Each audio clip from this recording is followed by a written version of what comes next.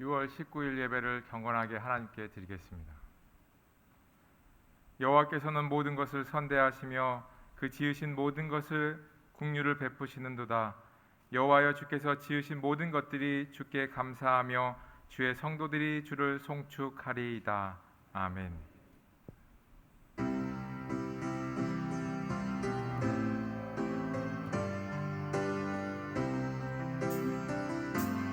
오 하나님 받으소서.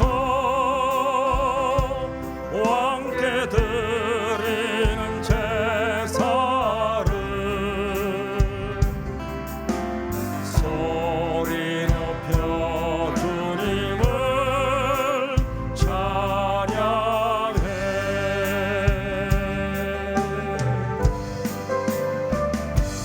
홀로 하나이신 하나님, 자녀된 우리 경배하고 나의 몸과 찬양을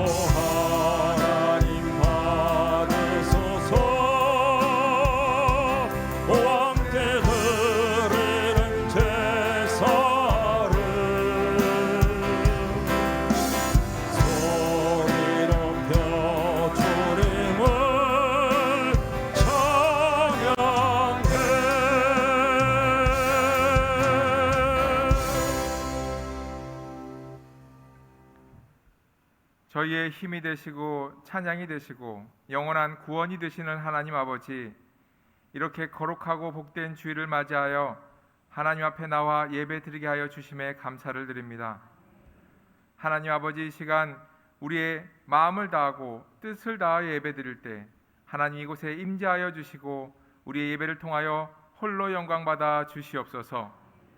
오늘도 예배 가운데 나아갈 때 하나님께서 크신 사랑과 우리를 구속하신 은혜가 얼마나 큰지 알게 하시고 우리의 영원한 안식처 되시는 하나님을 만나는 시간 되게 하여 주시옵소서. 하나님 아버지, 한 주간 하나님의 말씀대로 살지 못하고 세상의 길을 쫓아갔던 우리의 어리석음을 회개합니다. 용서하여 주시옵소서. 세상을 따라가지 않고 오직 하나님의 말씀으로 새롭게 되어서 세상을 변화시키며 살아가는 저희들이 될 수 있도록 이 시간 은혜를 베풀어 주시옵소서. 예배를 통하여 하나님의 사랑이 우리 안에 충만히 임하기를 원합니다. 그래서 지식과 생각이 아닌 하나님의 마음으로 사람들을 사랑하며 그들에게 하나님의 살아계심과 구원하심을 전할 때 열매들이 맺어지는 역사가 있게 하여 주시옵소서.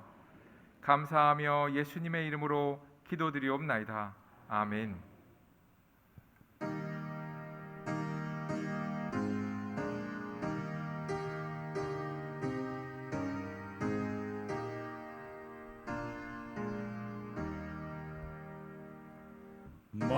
만유의 주제 존귀하신 예수, 사람이 되신 하나님,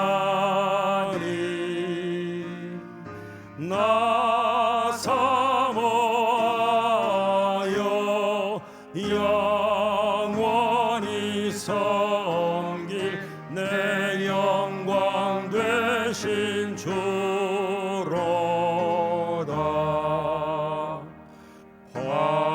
화려한 동산 무성한 저수목 아름답고 묘하나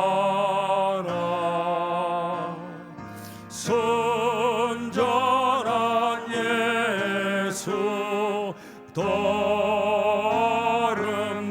아름다워 봄같이 기쁨 주시네.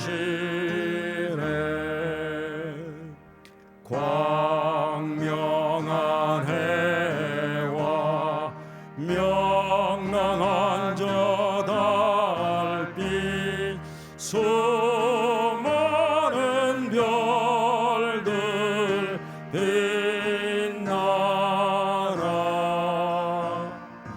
주 예수 빛은 더 찬란하여 참 비교할 수 없도다.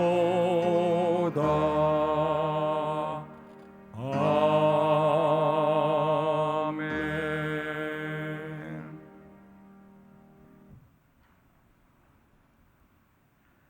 나는 전능하신 아버지 하나님 천지의 창조주를 믿습니다. 나는 그의 유일하신 아들 우리 주 예수 그리스도를 믿습니다.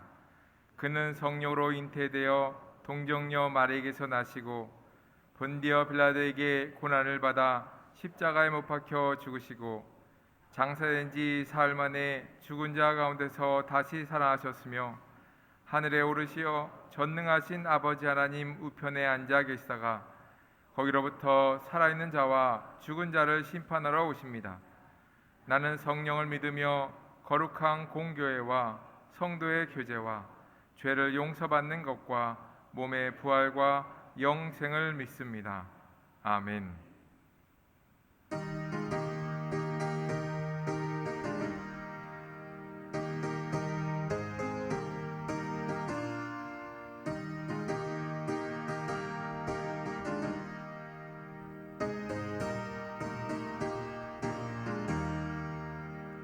은혜가 풍성한 하나님은 믿는 자 한 사람 한 사람 어제나 오늘도 언제든지 편찮고 해 주시네.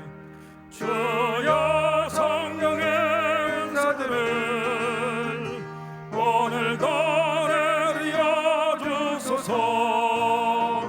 성령의 뜨거운 불길로서 오늘도 충만케 하소서.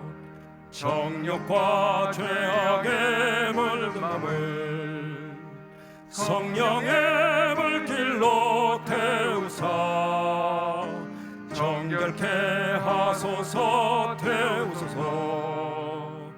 깨끗게 하여 주옵소서. 주여 성령의 은사들을 오늘도 내려 주소서.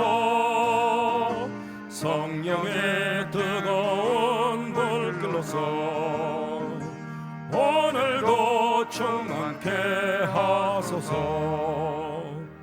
이 생의 제물로 돌아가신 어린 양 우리 주 예수여 구속의 은혜를 내리시사 오늘도 구원해 주소서.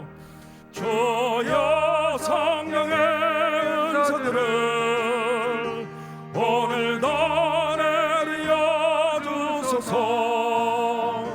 성령의 뜨거운 불길로서 오늘도 충만케 하소서.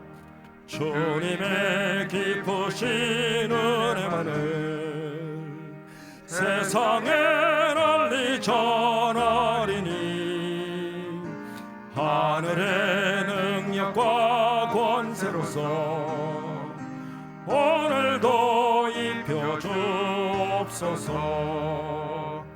주여 성령의 은사들을 오늘도 내려 주소서.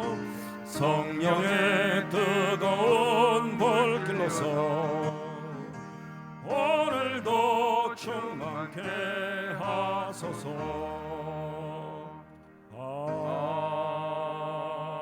아멘.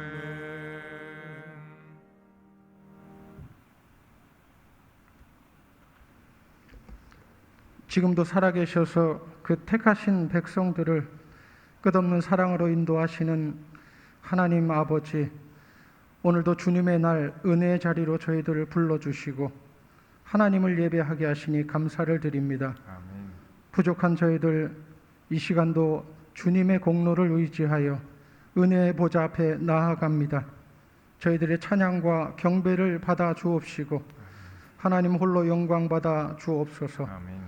온 인류의 역사를 주관하시는 전능하신 하나님 아버지, 러시아와 우크라이나의 전쟁이 장기화되면서 민간인 학살과 더불어 러시아군이 자행한 끔찍한 전쟁 범죄들이 사실로 드러나고 있습니다. 21세기에 어찌 이러한 잔인한 일들을 자행할 수 있는지 참담한 심정입니다.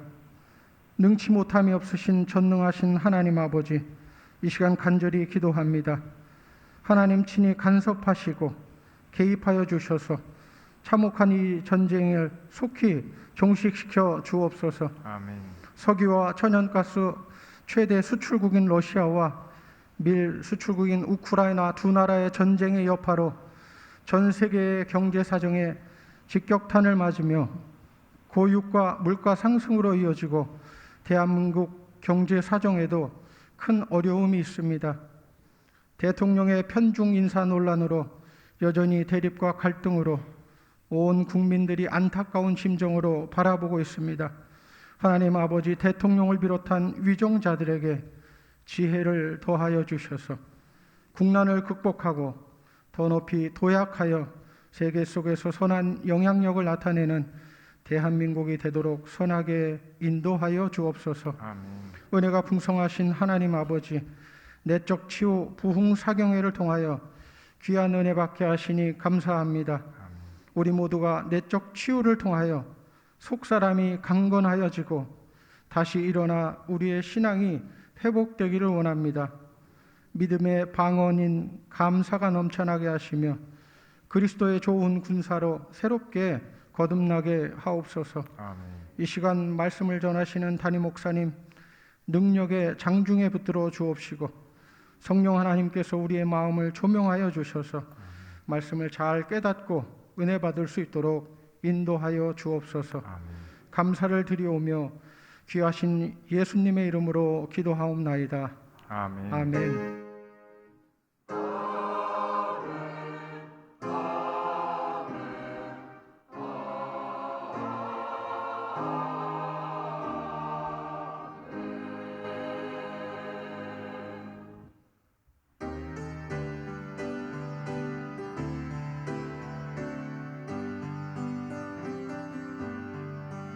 모든 영광을 하나님께, 모든 영광을 하나님께, 온 만과 뜻 다해 주 사모합니다. 모든 영광을 하나님께.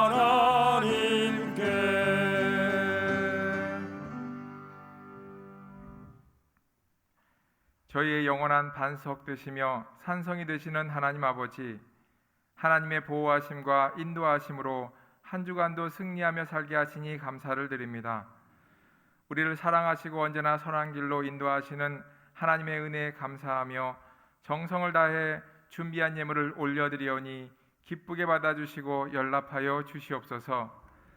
하나님 아버지, 이 시간 하나님 앞에 귀한 예물을 드린 손길을 복내려 주시기를 원하오니 크신 은혜를 허락하여 주시옵소서. 온전한 믿음을 가지고 이 땅을 살아가게 하여 주시옵소서. 그래서 하나님을 기쁘시게 하는 신앙의 삶을 살아가게 하여 주시고 우리가 속해 있는 곳에서 나보다 남을 낮게 여기고 다른 사람을 먼저 생각하는 성숙한 신앙의 소유자가 되게 하여 주시옵소서. 또한 말과 행동에 있어서도 하나님의 덕을 세우기 위해 선한 말을 하며 듣는 자들에게 은혜를 끼치며 살아가게 하여 주시옵소서. 그리하여서 직장과 사업장에서도 하나님의 빛을 나타내며 살아가는 믿음의 사람들이 되는 은혜가 있게 하여 주시옵소서. 하나님 아버지, 가정과 자녀들에게도 복 내려 주시옵소서. 하나님을 섬기는 것을 제일로 삼는 가정이 되게 하여 주시고 하나님의 복이 언제나 임하며 하나님의 인도하심 속에서 살아가는 가정이 되게 하여 주시옵소서. 자녀들에게도 함께 하셔서 하나님께서 주시는 말씀으로 잘 자라나며 어떤 일이든지 충성스럽게 그 일을 감당하며 남이 보지 않더라도 열심을 다하여 그들이 속한 곳에서 그들이 속한 곳을 풍성하게 하는 신실한 자들로 성장케 하여 주시옵소서. 이 시간 우리가 드리는 예물을 하나님의 나라를 위하여 풍성하게 하는 데 사용되어지기를 원합니다. 이 예물을 귀히 사용하여 주시고 쓰이는 곳마다 하나님의 영광이 나타나게 하여 주시옵소서. 감사를 드리며 예수님의 이름으로 기도드리옵나이다. 아멘.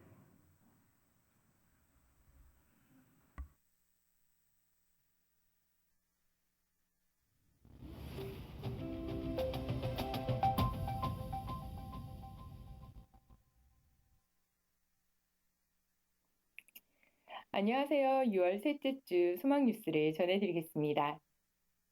주서택 목사님을 강사로 모시고 내적 치유 부흥 사경회는 은혜 가운데 잘 마쳤습니다. 받은 바 은혜를 잘 간직하시기 바라고 더불어 집회 기간 동안 여러 모양으로 섬겨주신 분들께 감사드립니다. 이번 주 담임 목사님의 일정은 19일 교단 종합행정타운위원회 모임, 19일부터 21일 하반기 목회를 위한 교육자 수련회, 24일 장로교 창립 110주년 기념대회 발족대에 참여가 있습니다. 지혜롭고 은혜 가운데 잘 감당하도록 기도를 부탁드립니다. 오늘 저녁부터 2박 3일간 2022년 하반기 목회 계획을 위한 교육자 수련회가 있습니다. 위하여 기도해 주시기 바랍니다. 2022년의 주제는 회복 그리고 성장이고 4월부터 6월의 주제는 오직 성령으로 충만하라입니다. 이번 회개에는 성령 충만을 간구하며 살 수 있기를 바랍니다. 하나님께서 기뻐하시는 성경적 예배로 회복할 수 있기를 바랍니다. 감염자 외에는 모두 예배에 나오시기 바랍니다. 차량 운행을 하고 있으니 자세한 내용은 1층 게시판과 홈페이지를 참고해 주시기 바랍니다. 하반기 주일학교를 세워나갈 정교사 및 보조교사를 모집합니다. 다음 세대를 위하여 귀한 섬김을 해주실 분은 교육부 총괄부장에게 문의해 주시기 바랍니다. 시온 찬양대와 헵시바 찬양대에서 찬양대원을 모집합니다. 풍성한 예배를 위하여 귀한 섬김을 해주실 분들은 각 찬양대 총무에게 문의해 주시기 바랍니다. 교사 강습회를 시작으로 교육부서 여름 사역이 시작되었습니다. 관심을 갖고 기도와 협력해 주시기 바랍니다. 여름 사역 주제는 비교하지 않아요이며 성경학교와 수련회 일정은 다음과 같습니다. 교회 1층 카페를 오픈했습니다. 커피와 간단한 차가 준비되어 있으니 주중에 누구든지 오셔서 사용하시기 바랍니다. 하반기 예배위원 교육이 다음 주일 4층 본당에서 2부 예배와 3부 예배 후 각각 실시합니다. 예배위원 명단은 1층 게시판을 확인하시기 바랍니다.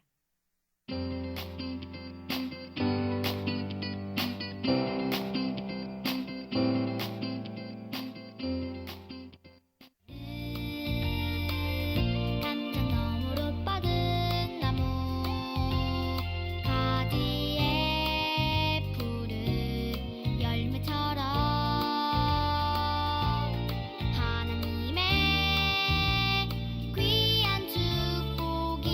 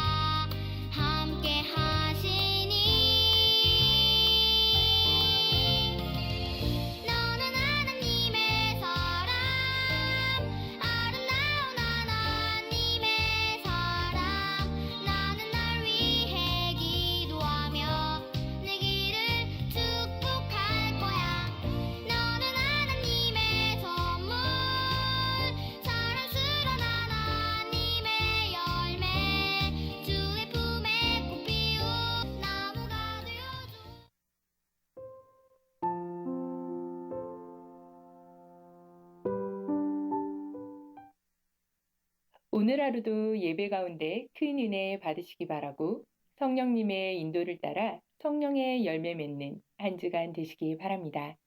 행복한 주일 되세요. 감사합니다.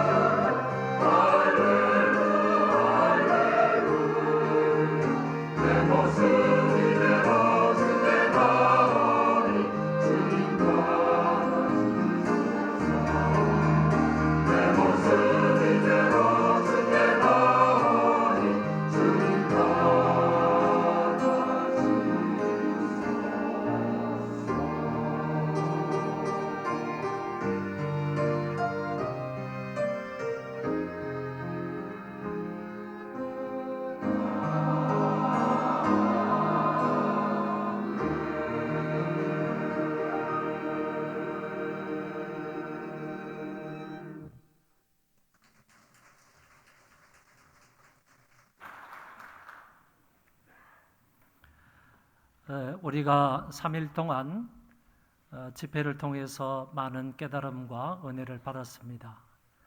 혹시 참여하지 못하신 분들을 위해서 또 다른 사람들에게 이 집회의 내용을 전달하고자 하는 사람들이 계시면 교회 홈페이지에 동영상으로 다 올라가 있습니다. 그러니까 그 동영상을 통해서 다시 한번 들으시고 또 다른 사람들에게 전달해서 듣게 하심으로 많은 은혜를 받고 나눌 수 있으면 좋겠습니다.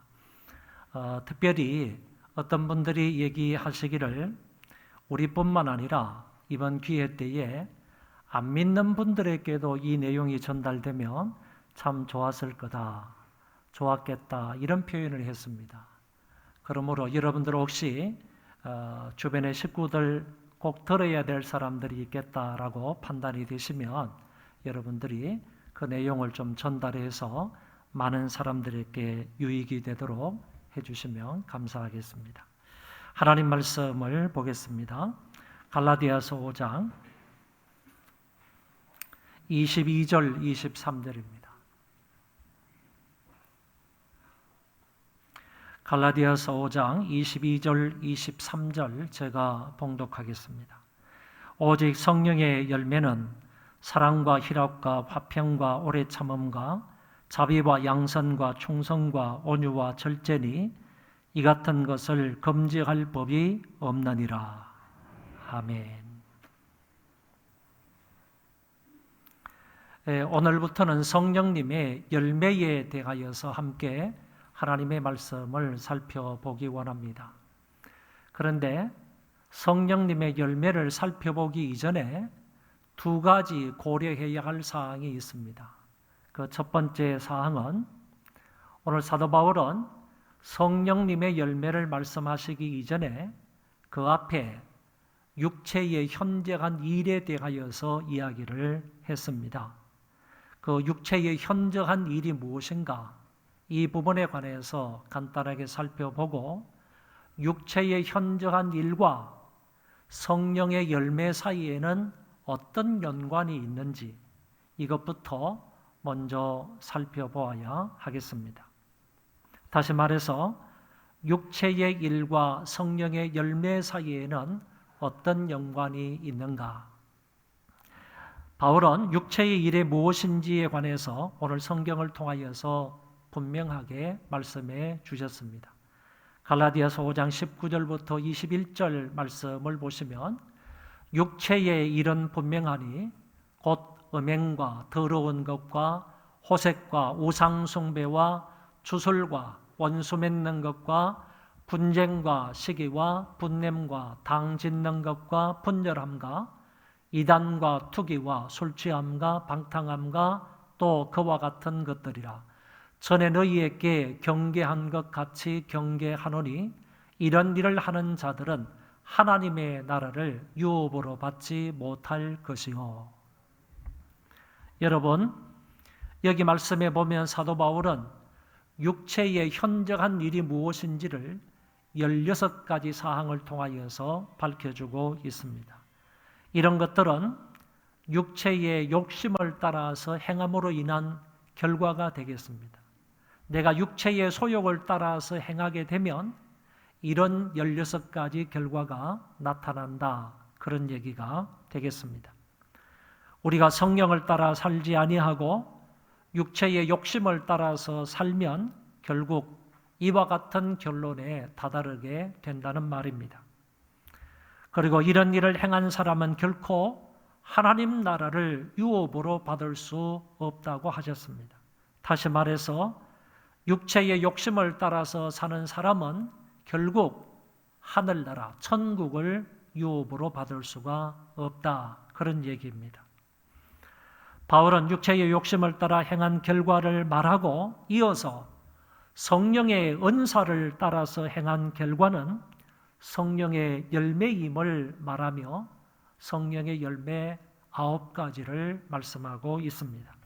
그러니까 앞의 말씀, 즉 육체의 일과 반대되는 일로 성령의 열매를 말씀하고 있다는 것입니다. 어쩌면 사람이 사는 삶의 스타일을 어떤 사람은 육체의 욕심을 따라서 사는 사람이 있고 또 다른 사람들은 성령을 따라서 사는 사람이 있는데 그 결과는 180도 완전히 다르다 하는 점을 말씀하고 있는 것입니다. 이 사실에 관해서 저와 여러분들은 우선적으로 알아야 하겠다. 다시 말해서 육체의 현저한 일이 무엇이고 우리가 육체의 소욕을 따라서 살 때에 어떤 결과가 주어지는지 그리고 성령을 따라서 살아갈 때 어떤 열매를 맺게 되는지 이것 두 개하고의 사이는 분명하다 하는 점들을 알자 그런 얘기입니다. 두 번째 알아야 할 사항은 성령의 은사와 성령의 열매하고는 어떤 연관이 있는가라는 것입니다. 우리가 앞에서 성령께서 각 사람에게 주시는 9가지 은사에 관하여서 이미 살펴본 바가 있습니다. 오늘 살펴보게 될 성령의 9가지 열매, 사랑, 희락, 화평, 오래 참음, 자비, 양성, 양선, 충성, 온유, 절제, 이와 같은 성령의 열매 9가지 하고는 어떤 연관이 있느냐라는 얘기입니다.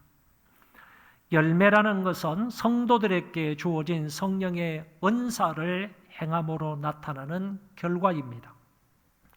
성령의 은사를 바람직하게 행하게 된다면 그런 사람에게 자동적으로 따라오는 열매가 있다는 것입니다. 은사는 교회의 봉사를 위하여 주어지는 것인데 그 은사를 따라서 교회의 봉사를 성실하게 하게 되면 그런 사람들은 성령의 열매를 맺을 수 있다라는 얘기입니다. 그래서 은사는 열매를 위하여 주어지는 것이다, 이렇게 설명할 수 있습니다. 한번 따라 하시겠습니다. 열매 없는 성령의 은사는 없다. 한 번 더요. 열매 없는 성령의 은사는 없다.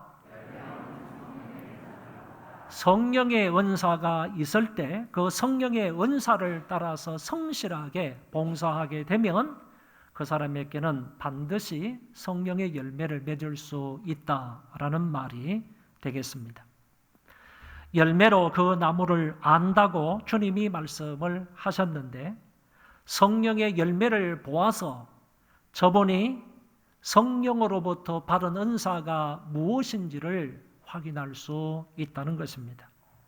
다시 한번 따라하겠습니다. 열매는 그 나무의 정체성이다. 열매를 보아서 그 나무를 알게 되는 것처럼 그 나무의 정체성을 알려면 거기에 달려있는 열매를 보아서 알 수 있다, 그런 얘기입니다. 그 나무가 어떤 나무인지, 그 나무가 좋은 나무인지 나쁜 나무인지 그것을 알려면 그 나무가 맺고 있는 열매를 보아서 알게 된다. 결국에 그 열매라는 것은 주님 말씀에 의해서라면 그 나무의 정체성을 나타낸다, 이렇게 말할 수 있는 것입니다. 결국은 성령의 은사를 잘 사용해야 성령의 열매를 맺을 수 있다는 것이고 그 맺은 열매를 통하여 내가 성령님으로부터 은사 받은 자임을 알게 된다는 것입니다. 믿기 이전에 많은 사람들은 육신의 지배를 받았다면 이제는 예수를 믿고 성령을 선물로 받은 사람이라면 성령의 지배를 받아야 그 성령의 지배 아래에서 좋은 열매를 맺을 수 있는 것입니다. 성령을 따라 살아야 육체의 욕심을 이루지 아니하며 오히려 성령의 열매를 맺을 수 있는 것입니다.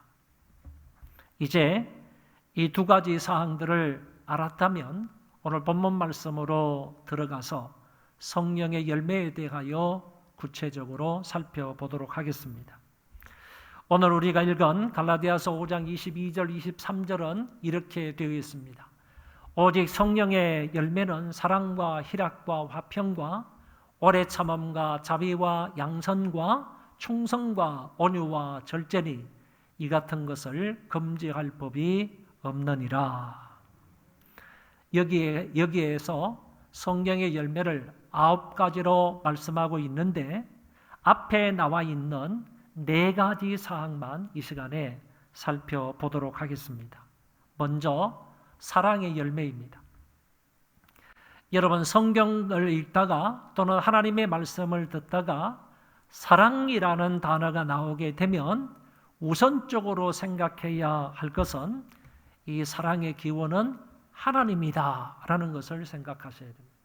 왜냐하면 하나님은 사랑이시니라 이렇게 말씀을 하셨기 때문이고, 그리고 우리가 하나님을 사랑한 것이 아니고 하나님이 우리를 먼저 사랑하셨다고 말씀하셨기 때문에 성경에 나오는 사랑 이야기를 할 때는 사랑의 기원은 하나님이시다라는 점을 기억해야 한다는 것입니다.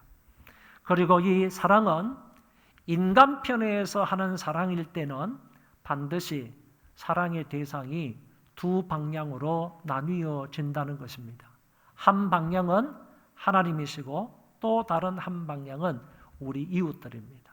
그래서 인간으로서 사랑을 말할 때에는 하나님 사랑과 이웃 사랑 두 가지 방향으로 나눌 수가 있다 하는 점을 기억하시기 바랍니다. 하나님도 사랑하고 이웃도 내 몸과 같이 사랑해야 합니다. 하나님을 사랑한다고 하면서 하나님의 형상대로 지음을 받은 인간을 사랑하지 않는다면 그것은 성경적인 신앙생활자가 아닌 것입니다. 우리는 하나님을 사랑하듯 이웃을 사랑해야 하는 것이고 이웃을 사랑하듯 동시에 하나님을 사랑해야 합니다. 예수님이 이렇게 말씀하셨습니다. 내 마음을 다하고 목숨을 다하고 뜻을 다하여 주 너의 하나님을 사랑하라 하셨으니 이것이 크고 첫째 되는 계명이요 둘째도 그와 같으니 내 이웃을 내 자신같이 사랑하라 하셨으니 이 두 계명이 온 율법과 선지자의 강령이니라. 여기에서 분명히 주님은 하나님도 사랑하고 내 이웃도 사랑할 것을 말씀하셨습니다. 어느 정도 사랑해야 하는가 하면은 하나님은 마음을 다하고 목숨을 다하고 뜻을 다하여 사랑하라고 하셨고 이웃은 내 자신과 같이 사랑하라고 말씀하셨습니다. 사랑의 대상으로 두 방향에 관하여서 분명히 말씀하고 있음을 알 수가 있습니다. 예수님처럼 하나님을 사랑하고 이웃을 위하여 자신을 주심같이 해야 하겠습니다. 친구를 위하여 목숨을 버리면 이에서 더 큰 사랑이 없다고 하셨는데 이런 마음으로 보이지 않는 하나님을 사랑해야 할 것입니다. 주님이 새 계명을 너희에게 주노니 서로 사랑하라고 하셨으므로 저와 여러분은 이 명령을 받자와 서로 사랑해야 할 것입니다.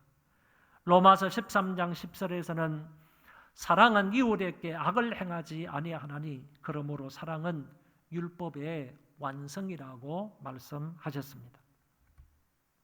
사실 저부터 시작을 해서 여러분도 그에 마찬가지이겠지만은 우리가 말로는 입술로는 사랑합니다, 사랑해야 됩니다 이런 말을 많이 할지 모르지만은 실제로 이웃을 사랑하기란 그렇게 쉬운 일이 아니다 하는 것을 알게 됩니다.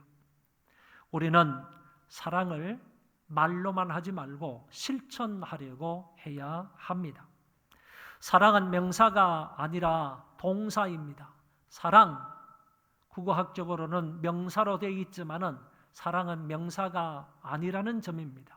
사랑은 움직이고 행동하고 실천해야 하는 동사이다라는 점을 기억해야 합니다. 아무리 좋은 은사를 많이 가지고 있어도 사랑을 바탕으로 해서 그 은사를 사용하지 않는다면 그 모든 은사는 울리는 괭과리와 같다고 하였습니다. 그래서 고린도전서 12장에서 은사를 말하다가 고린도전서 13장에 가서 사랑을 말하고 고린도전서 14장에 가서 또다시 은사에 관하여서 말씀을 합니다. 다시 말하면 은사에 관하여서 사도 바울이 고린도 교회에서 12장과 14장에 관해서 4장에서 말씀을 하시다가 가운데 1절에서부터 마지막 14절까지 사랑에 대해서 말씀하고 있는 것을 엿볼 수 있는데 이것은 곧 사랑은 은사가 아니라 은사를 사용할 때 기본적인 바탕으로 이것을 근거로 해서 행동해야 한다, 은사를 사용해야 한다 하는 점을 우리에게 가르쳐주기 위함이다. 그런 얘기입니다. 다시 말씀을 드리면 우리가 은사를 사용하는 데 있어서 가장 기본적인 것은 이웃을 사랑하는 마음이다. 이것을 우리에게 가르쳐 주시고자 사도 바울은 은사장을 양쪽에 2개 두고 그리고 가운데에 사랑장을 넣어두었다. 이렇게 볼 수가 있겠습니다. 그런 거로 사랑은 은사가 아니라 성령의 열매이다라는 점을 기억을 하고 이 모든 은사를 활용을 할 때, 이 모든 은사를 사용을 할 때 우리는 사랑을 밑바탕으로 해서 은사를 사용해야 한다 하는 점을 기억할 수 있기를 바랍니다. 이런 의미에서도 사랑은 명사가 아닌 동사이다라고 말할 수 있습니다.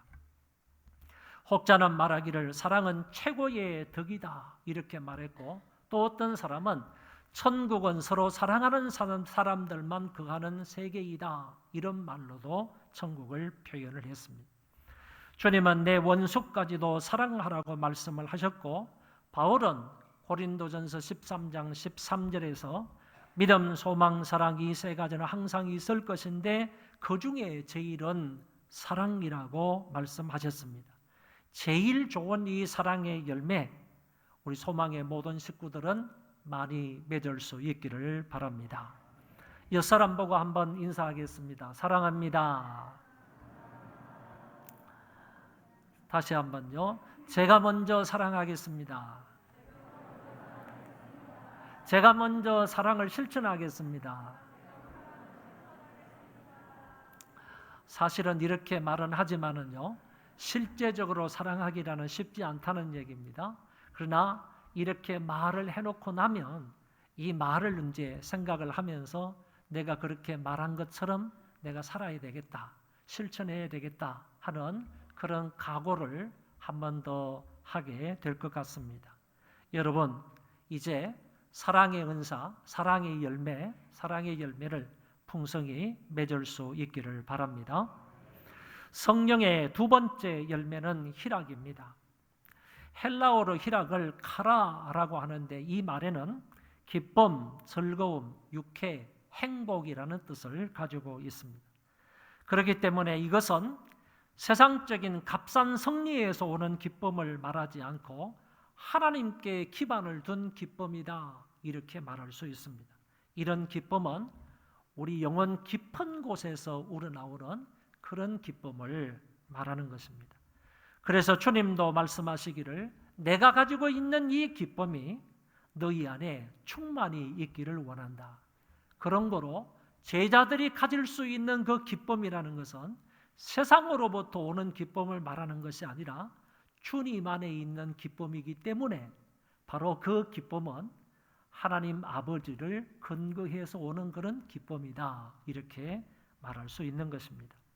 바울도 말하기를 하나님의 나라는 성령에 의한 의와 평화와 기쁨이라고 표현을 했습니다. 다시 말하면 하나님의 나라는 성령 안에서의 기쁨이라는 겁니다.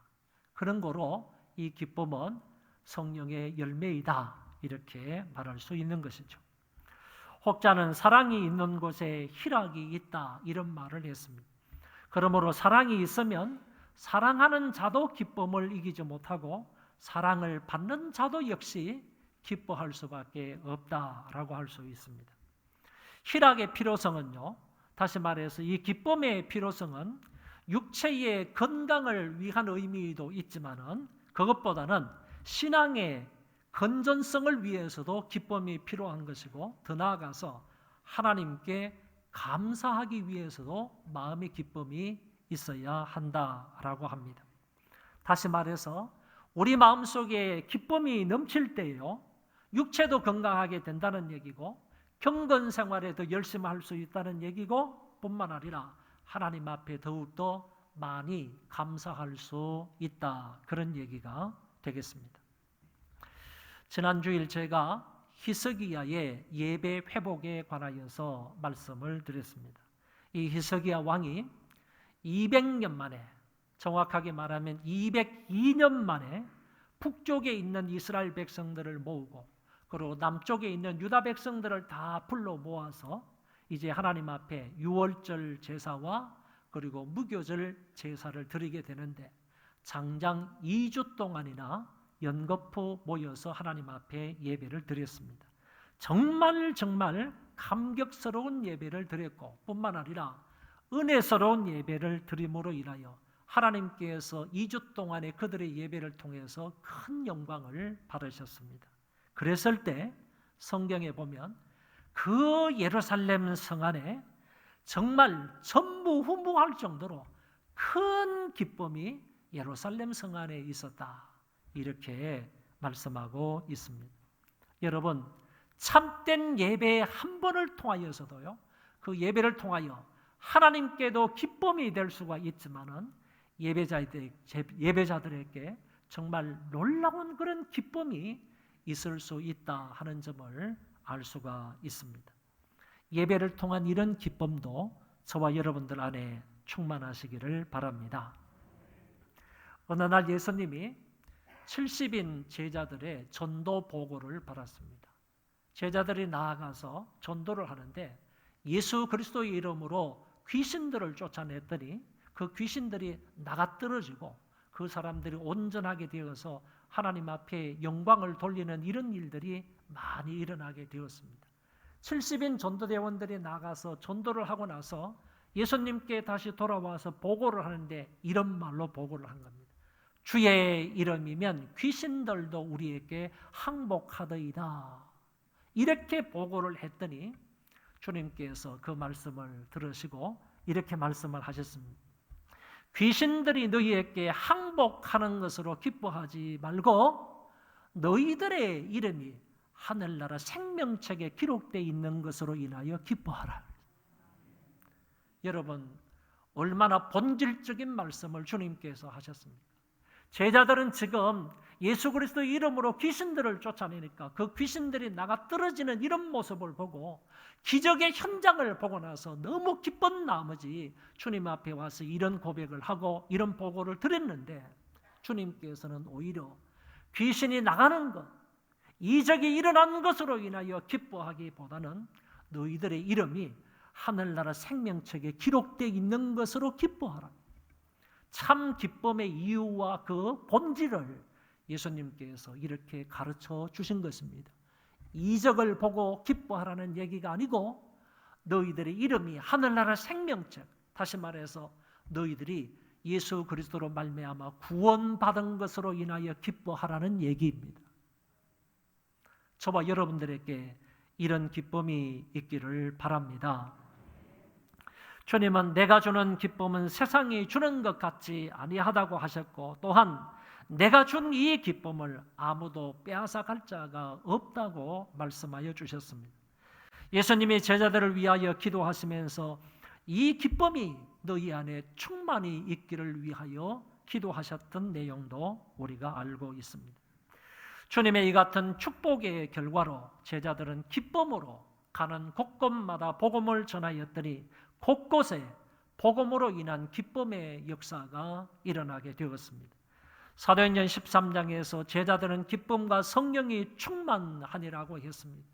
여러분, 여기에 나타나고 있는 기쁨과 성령 충만은요, 항상 병행적으로 같이 가는 그런 단어입니다.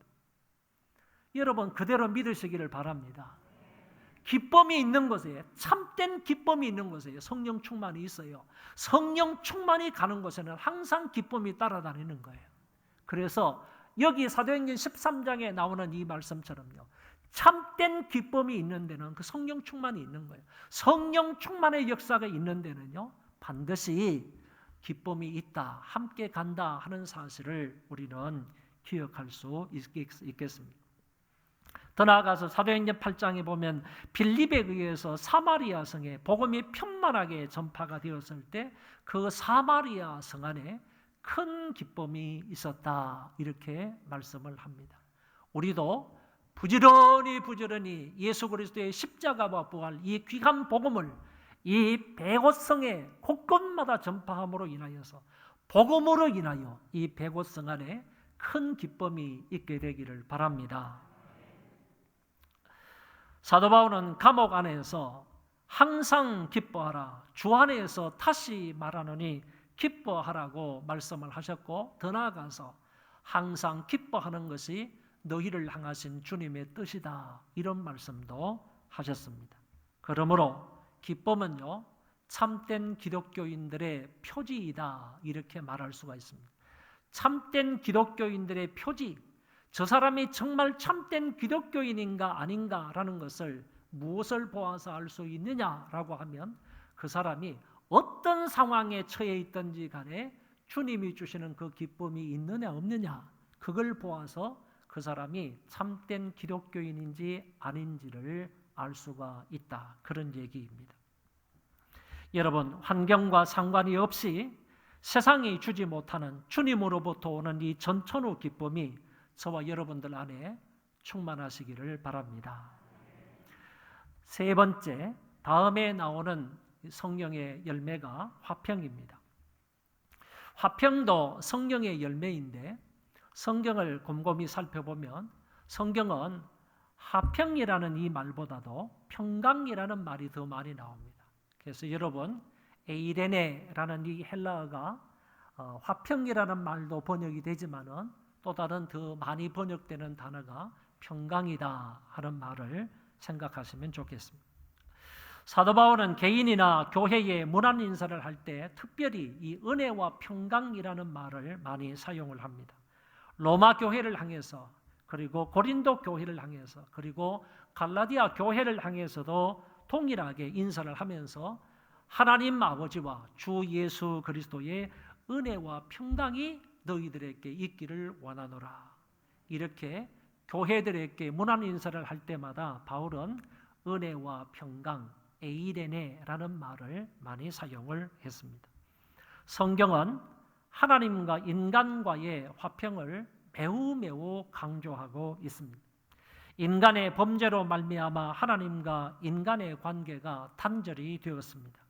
우리의 연약함과 죄로 인하여서 우리와 하나님 사이의 관계가 끊어졌다, 단절이 되었다는 것입니다.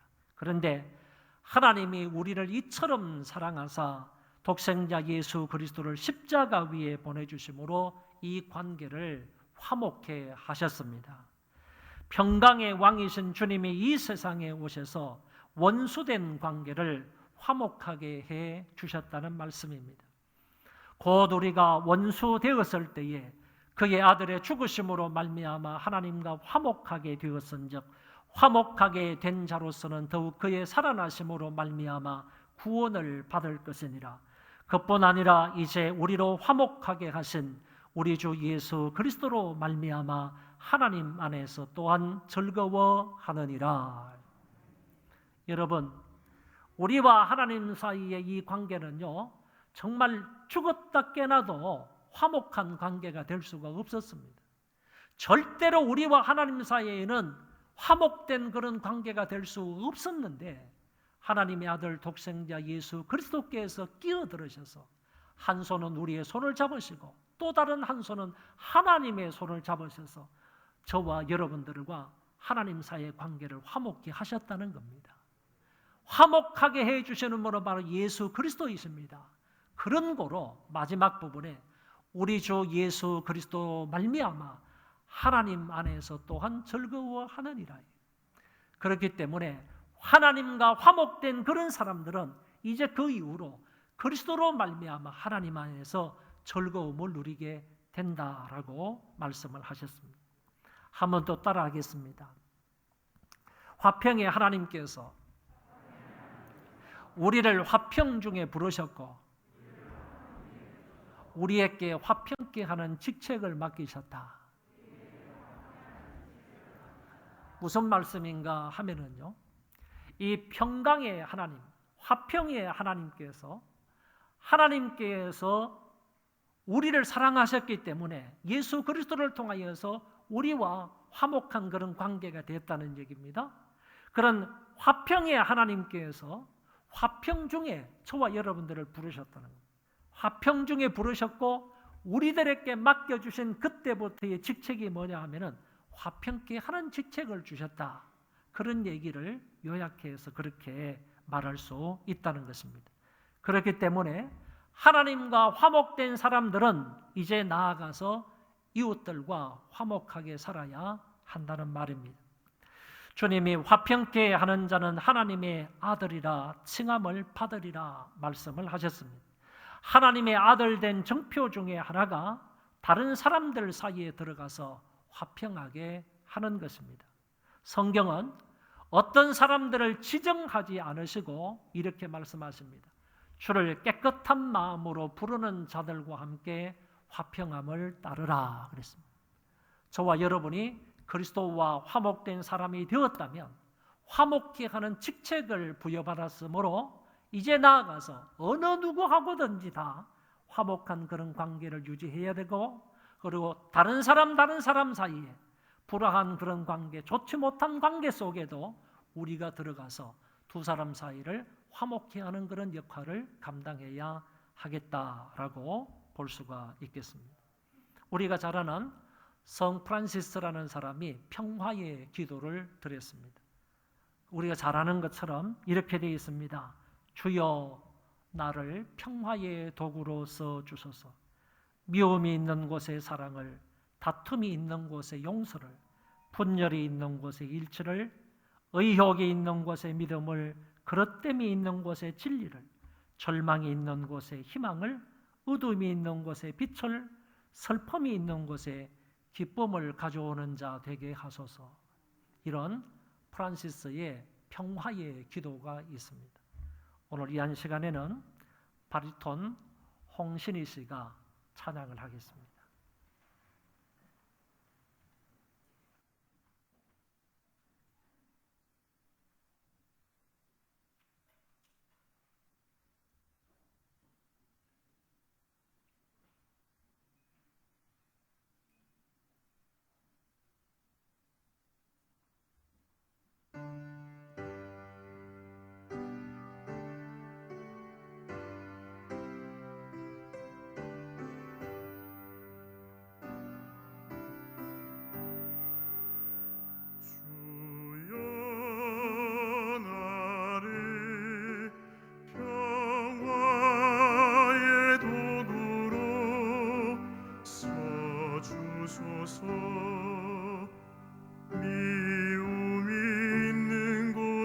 사랑을, 상처가 있는 곳에 용서를, 분열이 있는 곳에 일치를, 의혹이 있는 곳에 믿음을 심게 하소서.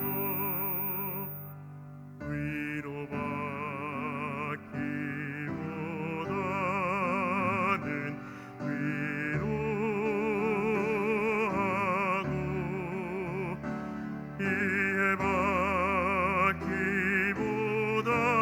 이해받기보다는 이해하고,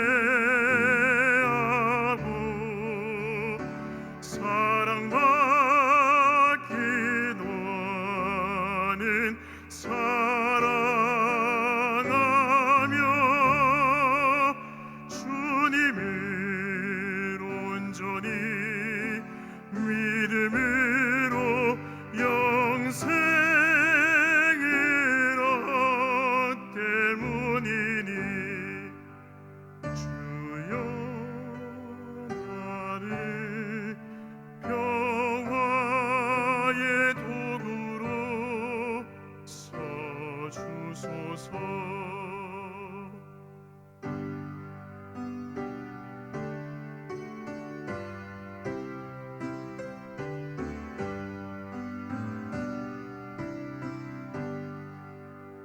오류가 있는 곳에 진리를, 절망이 있는 곳에 희망을, 어둠이 있는 곳에 광명을, 슬픔이 있는 곳에 기쁨을 심게 하소서. 위로받기보다는 위로하고, 이해받기보다는 이해하며, 사랑받기보다는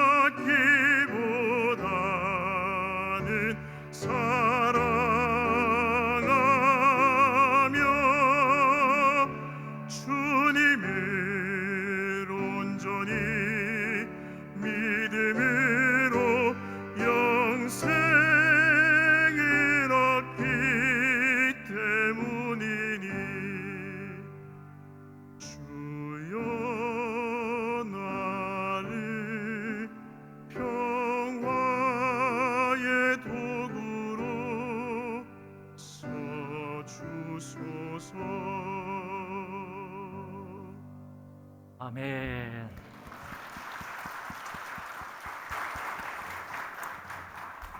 자, 우리 모두 다 세 번째 성령의 열매인 평화의 도구로 쓰임 받기를 바랍니다.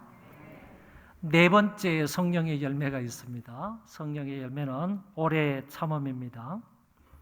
하나님의 약속을 믿는 자는 오래오래 참고 기다립니다. 하나님의 약속을 붙드는 사람은 오래오래 참을 수가 있다, 그런 얘기이고요. 또 이웃을 진정으로 사랑하는 사람은, 예를 들어서 내 가족을 정말로 사랑한다, 아니면 내 이웃을 정말로 사랑한다 그러면 그런 사람 역시 오래오래 참을 수가 있습니다. 우리는 모든 일에 조급하지 말아야 하고 쉽게 분노하거나 낙심하지도 말아야 합니다.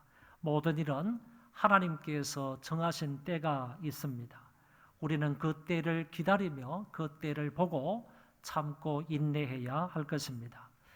그동안 하나님께서 우리에게 어려운 일들을 주시는 것은 우리로 온전한 인격이 되게 하시기 위함일 수 있고, 더 나아가서 신앙 인격을 다듬어 가시는 시간일 수도 있습니다. 예를 들면 우리가 지금 너무너무 고통 가운데 있다, 너무너무 어려운 가운데 있다라고 할지라도 그 가운데서도 우리가 인내하고 인내함으로 인하여서 하나님께서는 그 고통과 어려운 일들을 통하여 우리의 신앙 인격을 다듬어 가시고 만들어 가시는 과정일 수 있다, 그런 얘기입니다. 그런 거로 어떤 일이 있더라도 저와 여러분들은 하나님의 선하신 손길을 믿으며, 또 하나님께서 선하게 우리의 삶을 인도해 주실 것을 믿으며 그 가운데 인내할 수 있기를 바랍니다. 야고보서 1장 20절에 말씀하시기를 순간의 분노를 참지 못하고 성내는 것은 하나님의 의를 이루지 못함이니라 라고 하셨습니다. 순간적으로 분노해서 성을 내게 되면 하나님의 의를 이루지 못한다라고 말씀을 하셨습니다. 베드로전서 3장 20절에는 그들은 전에 노아의 날 방주를 준비할 동안 하나님이 오래 참고 기다리실 때에 복종하지 아니하던 자들이라. 방주에서 물로 말미암아 구원을 얻은 자가 몇 명뿐이니 겨우 8명이라. 이렇게 말씀하신 성경 구절이 나타나고 있습니다. 여러분, 인내 그러면 누가 떠오릅니까? 인내 그러면 누가 생각이 납니까? 우리는 욥의 인내를 생각하게 됩니다. 욥은 인내의 대명사라고 말할 수가 있고, 인내를 말한다면 대표적인 인물이 욥이라고 말할 수가 있겠습니다. 그 욥의 인내에 대해서 야고보 선생은 다음과 같이 말씀하고 있습니다. 보라, 인내하는 자를 우리가 복되다 하라니. 할렐루야. 인내하는 사람이 복되답니다. 복되다 하라니 우리가 욥의 인내를 들었고 주께서 주신 결말을 보았거니와 주는 가장 자비하시고 긍휼히 여기시는 이시니라. 하나님은 우리 가운데 가장 자비하신 분입니다. 하나님 우리에 대해서 가장 긍휼이 많으신 분이십니다. 자비하시고 긍휼이 많으신 그분께서 욥의 인내를 끝까지 지켜보시고 아셨다는 거예요. 그래서 그 욥의 인내를 지켜보신 그 하나님께서 그에게 가장 좋은 결말을 주셨다는 겁니다. 그런 거로 제일 앞에 있는 말씀, 보라, 인내하는 자가 복이 있도다, 이렇게 말씀하고 있다는 겁니다. 그거는 욥의 경우를 보면, 욥의 삶을 볼 때 욥이 그렇게 그 가운데 고통과 정말 심한 그런 어려움 가운데에서도 욥이 인내하고 또 인내하고 인내하지 않습니까? 그런 인내함을 통해서 하나님께서 주시는 결말을 본 거예요.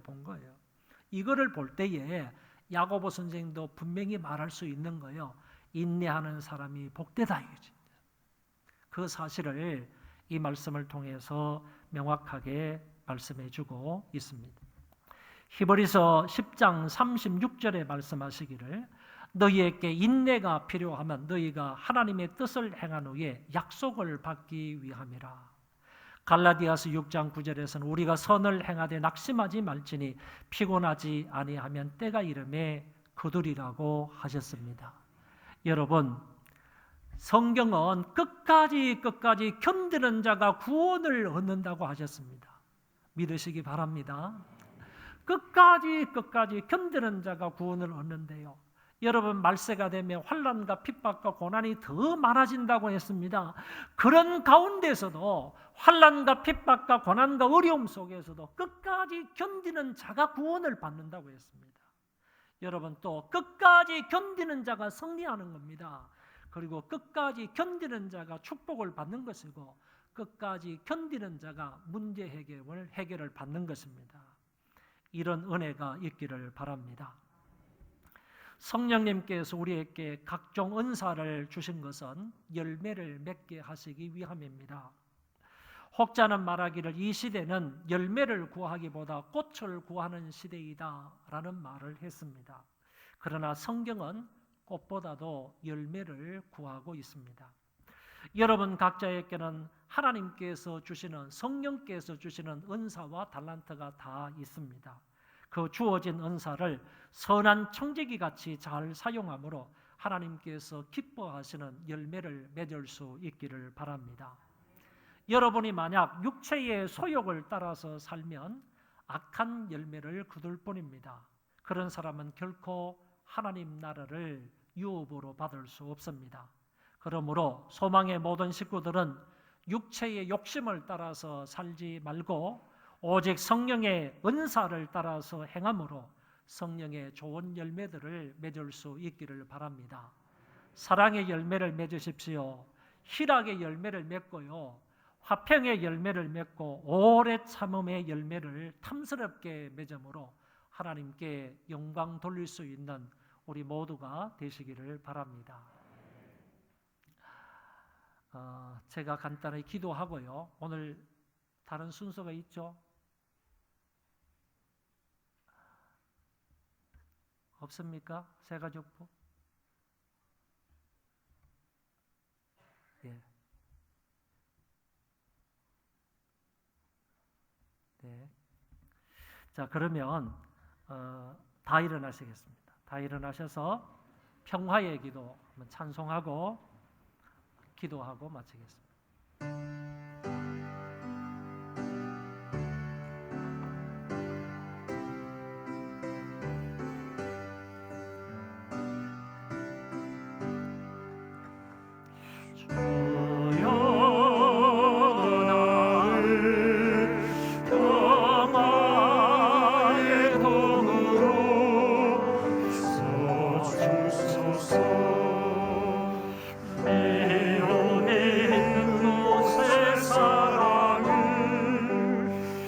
상처가 있는 곳에 용서를, 미움이 있는 곳에 사랑을, 의욕이 있는 곳에 믿음을 심게 하소서.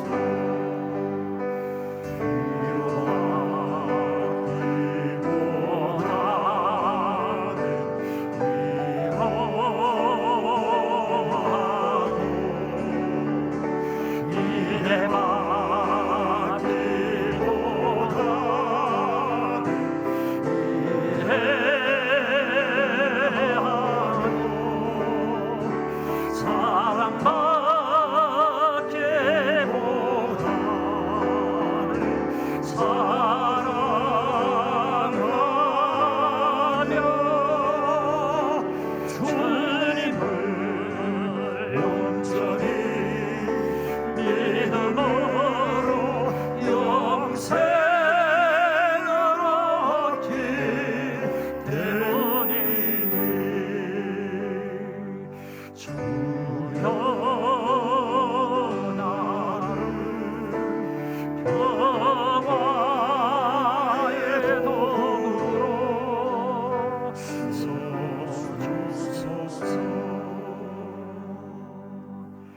사랑, 희락, 화평, 오래 참음의 열매를 맺는 한 주간이 되게 해달라고 함께 통성으로 기도하겠습니다. 자비하신 하나님 아버지, 은혜를 감사합니다. 이 아침에 모여서 하나님 앞에 예배를 드리며 말씀을 들었습니다. 하나님 아버지여, 사랑의 열매를 맺게 하여 주옵소서.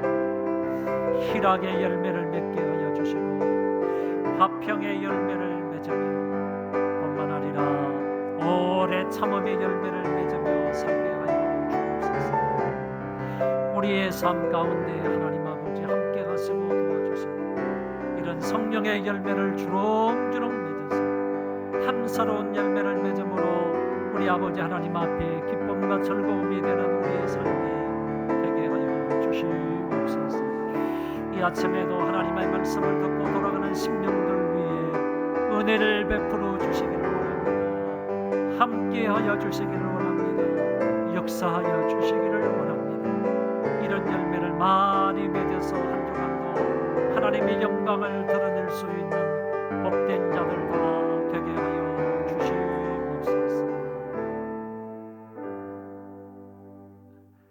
교회의 머리가 되시는 주 예수 그리스도의 은혜와 아버지 하나님의 무궁하신 그 사랑하심과 성령님의 위로 교통 역사 충만하심이 오늘 말씀을 듣고 이제 이후로 성령의 열매를 맺으며 살아가기로 마음에 작정하고 돌아가는 하나님의 귀한 백성들 머리 위에와 저희 자손 만대 위에 이제로부터 영원토록 함께 있을지어다. 아멘.